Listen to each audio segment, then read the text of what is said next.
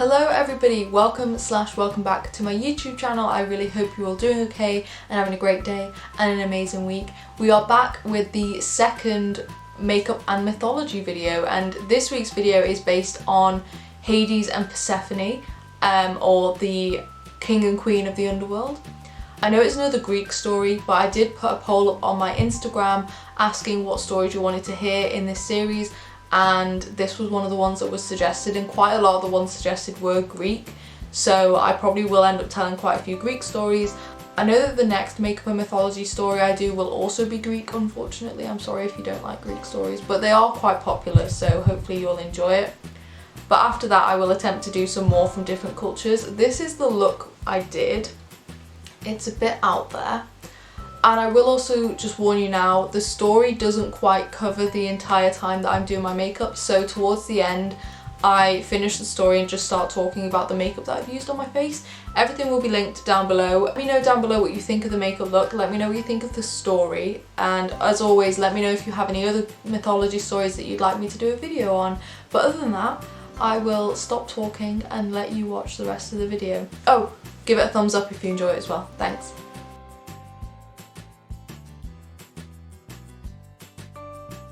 Okay, so the story of Hades and Persephone. Now, Persephone is the daughter of Zeus and Demeter. Zeus being the king god in charge of everything, and Demeter being the goddess of the harvest and fertility, I think. They had a child, Persephone. We're just going to ignore the fact that Zeus is married to Hera because he tends to ignore it pretty often. So they had a daughter, and she was very pretty and very beautiful, and a lot of men were interested in her, but her mother Demeter sort of kept the men away from her.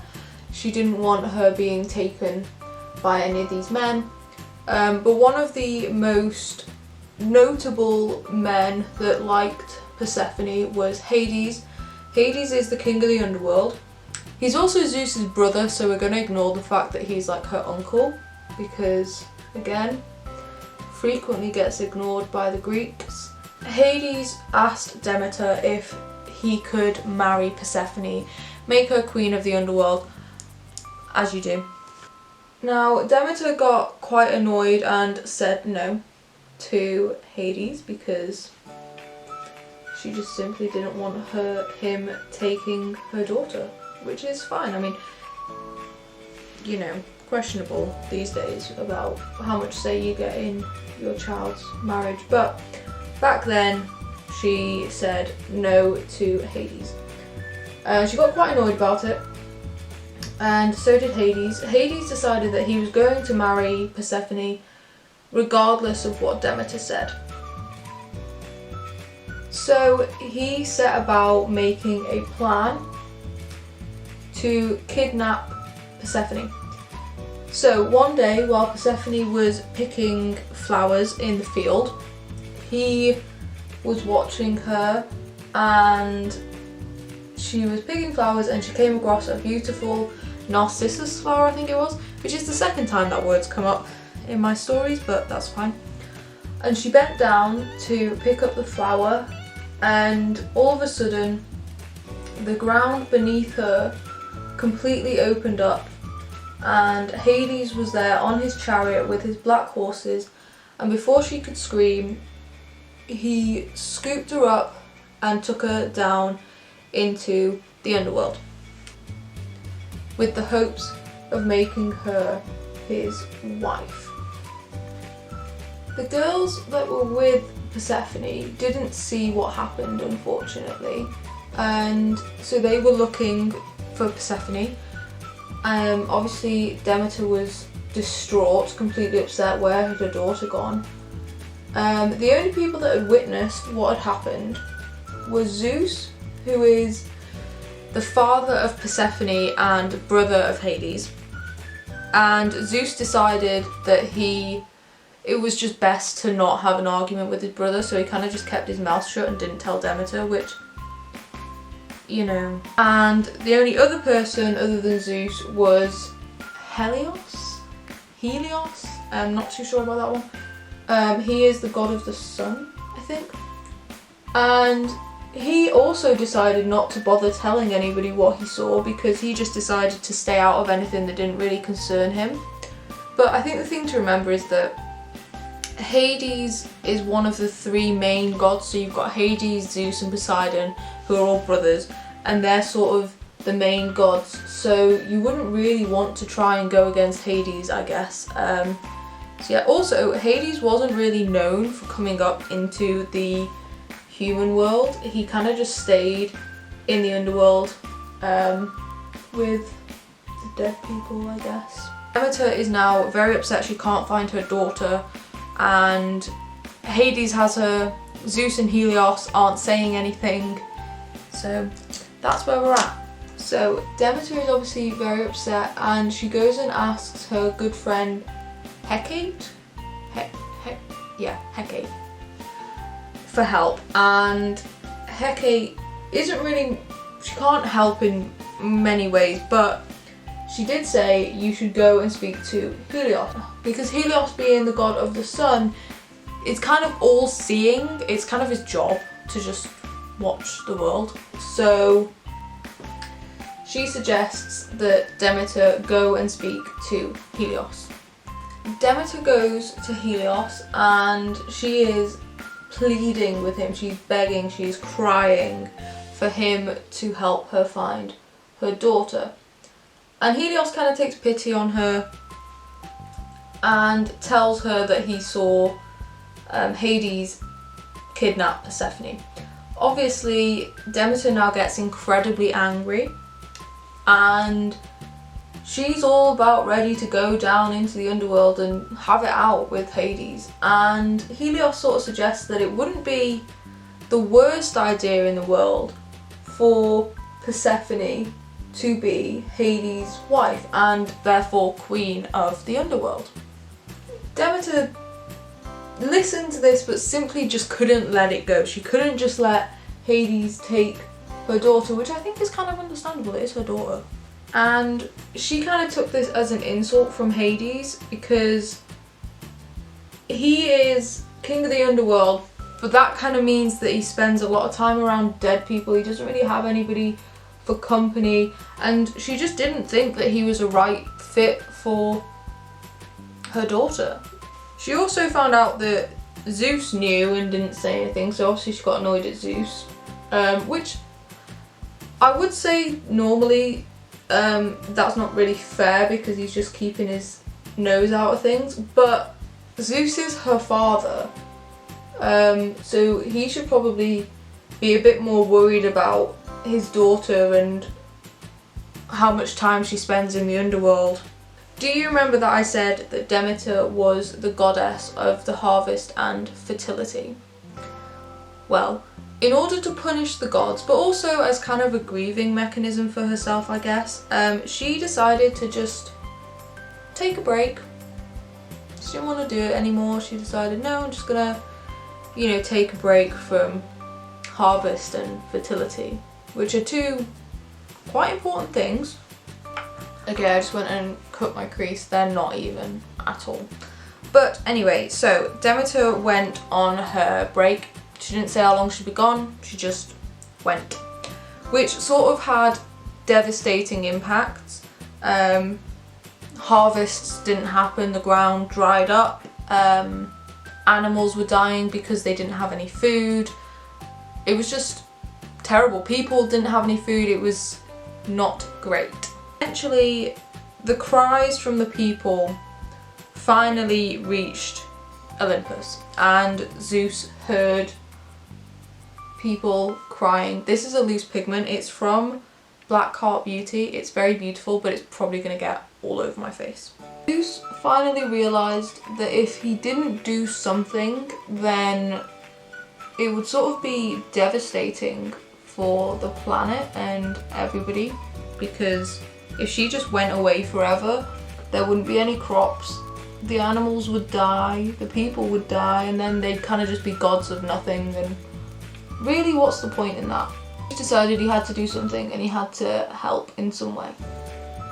I'm gonna put the pigment on and then come back and tell the rest of the story. Okay, so if things look a little different, it's because my battery died, but I have put the pigment on my eyes and we're back and we're gonna carry on. Okay, so where were we? So Zeus has decided he has to do something to fix the situation. But he also can't just do whatever he wants. He can't just go and get Persephone, because then he'll have to deal with Hades, who is still a powerful god at the end of the day. He's trying to find a solution that will suit both parties. And the way Zeus decides to tackle this situation is he says that he will return Persephone to Demeter if it can be proven that Hades is holding Persephone against her will and that she really is unhappy down in the underworld. And if it can be proven that she's not happy, then Zeus will go and get Persephone and return her to Demeter. Hades then finds out about this agreement. He knows that Demeter has asked Zeus for help, and he knows that Zeus has told her that if she can prove Persephone isn't happy, then he will bring her back to the world of the living. So Hades has got to try and find a way to prove that Persephone isn't being held against her will. So currently Persephone is just spending all of her days crying, which I would say is proof that she's not happy. But while she's crying and upset, Hades manages to convince her to eat a few seeds from the pomegranate fruit. Back in ancient Greek times, pomegranates were seen as the fruit of the underworld, and it was said that anyone who ate pomegranate seeds would eventually end up missing their life in the underworld and would eventually want to return. And obviously Hades knew this, so his plan, I'm assuming, was to get her to eat the pomegranate seeds, maybe send her back, and the proof would be that eventually she would ask to return to the underworld because the pomegranate was making her miss life in the underworld. So what happened was Zeus called some sort of like hearing where Hades brought Persephone up to Zeus, and Zeus simply asked her where she would like to live. And when she said the underworld with her husband, Demeter was very angry, infuriated. She insisted that Hades must have found a way to trick Persephone. So, because she insisted that Hades must have tricked her daughter, she said that if Zeus did not return her daughter to her, she would never let them have a harvest again. She would dry up the world and there would never be any food, and then all the animals and all the humans would die. And Zeus obviously couldn't have that. So the agreement they came to, which really made nobody particularly happy, was that Persephone would spend half of her time in the underworld with Hades and the other half of her time on Earth with her mother. Like I said, nobody was particularly happy about this, but it was really the only solution they had at the time. Now, this is what is told to explain the seasons. So, when Persephone is above ground with her mother, we would have flowers and growth and everything beautiful. Essentially, we would have spring and summer, and when Persephone returns to the underworld to be with her husband, that would be when we have autumn and winter and all the plants die and everything's sort of a bit sad and grey. There are also other versions of this story, one of them being that Persephone simply was kidnapped and then just fell in love with Hades, so she decided to stay down there but came up to visit her mother for 6 months of the year. The story that I remember is the one where for each pomegranate seed she ate, she had to spend 1 month in the underworld. So I feel like this story's sort of been mixed a bit over the years, but that's fine, that's what happens with these sorts of things. So yeah, that is the story of Hades and Persephone. Let me know if the version you remember is any different from what I remember. But I definitely remember it was something to do with the seeds, but well, and that's the story that my boyfriend remembers as well. So now I guess I'm just gonna finish my makeup. I don't really know what else to do at the moment. Let's just chat about the story. Let's just chat about the story in general. I think that it was unfair of Hades to just obviously steal Demeter's daughter.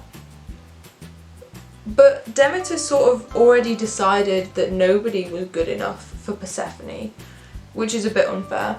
We are ignoring the fact that Hades is Persephone's uncle because unfortunately the Greek stories don't really take into account what we view as acceptable and not acceptable. There's a lot of things that go wrong in Greek stories.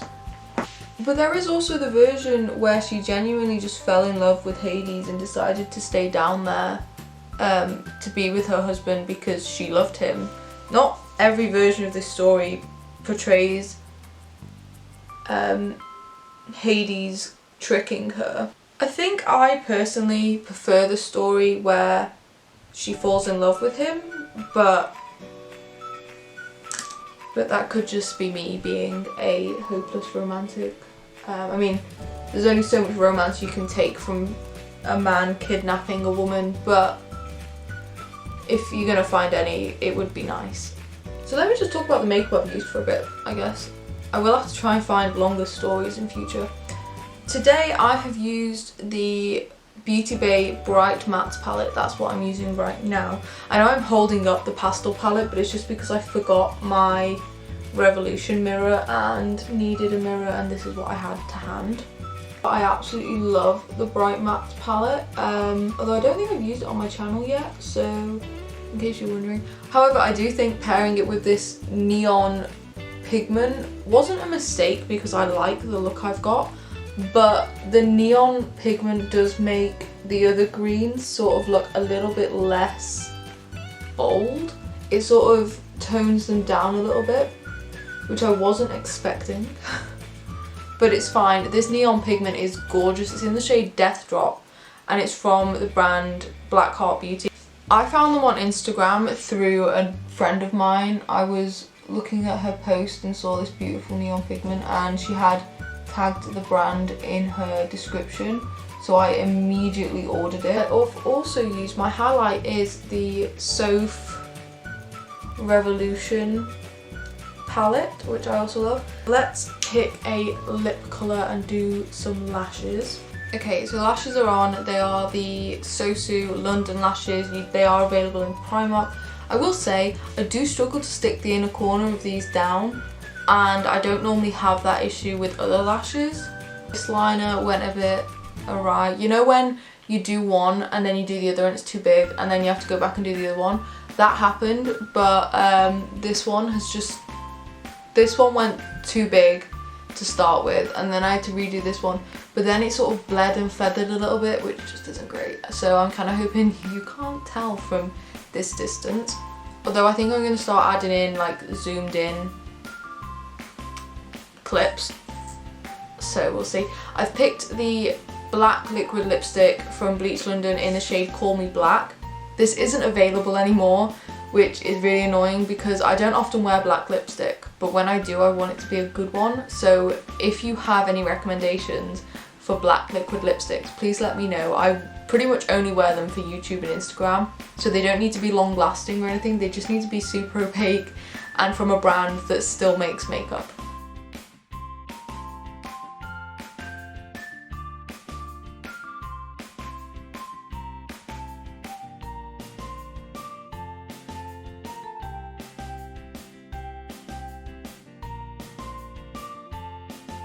Okay, there we go. It's not the best application, but it will do.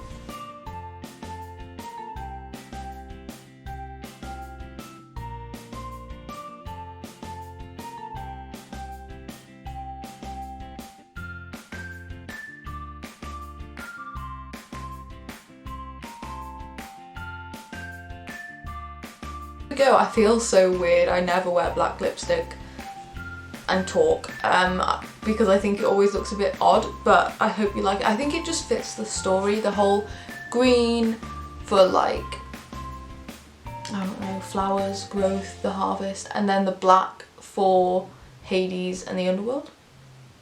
Are you on my wavelength? But yeah, and also I'm kind of feeling this look. It's very, not out there, but I like it. Okay, I like green. I'm a sucker for green. But yeah, let me know what you think of the story. I'm sorry it was so short. I really need to work on how to spread the stories out throughout my makeup, and I will work on that. But let me know if you have any other stories you want me to tell. I did do a poll on my Instagram stories asking people what stories they wanted to hear, and I got a few suggestions, so I will be looking into that. Let me know down below what you think of the story, let me know what you think of the makeup look, and if you have another story you'd like me to do a video on, please just let me know, that would be great. And yeah, I think that's everything, so I will see you next Wednesday for another video, not mythology related unfortunately, but yeah, I will see you soon. Bye.